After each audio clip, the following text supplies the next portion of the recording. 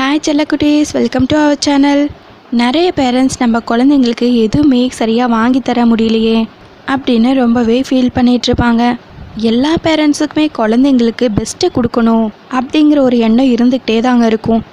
ஆனாலும் நம்மளால் எல்லாத்தையுமே பெஸ்ட்டாக கொடுத்துட முடியாதுங்க. ஏதோ ஒரு சூழ்நிலை காரணமாக கூட ஒரு சில திங்ஸ் எல்லாம் நம்மளால் வாங்கி கொடுக்க முடியாமல் போயிருக்கோம். அப்போ தான் அந்த குழந்தை ரொம்பவே அடம்பிடிக்க ஆரம்பிக்கும். கண்டிப்பாக அந்த மாதிரி டைமில் நம்ம எவ்வளோ சொன்னாலும் அவங்க கேட்கவே மாட்டாங்க. ஆனால் கண்டிப்பாக நம்மளால் நம்ம சூழ்நிலையை அந்த குழந்தைக்கு புரிய வைக்க முடியும்.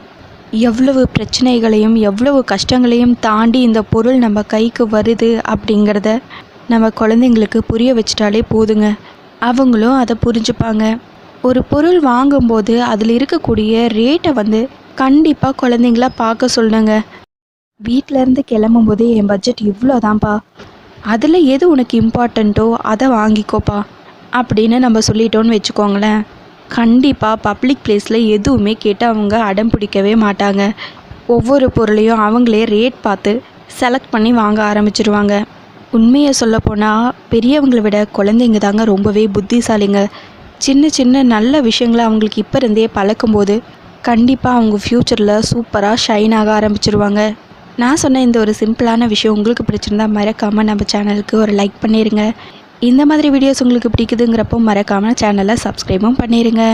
தேங்க்ஸ் ஃபார் வாட்சிங் செல்லக்குட்டி.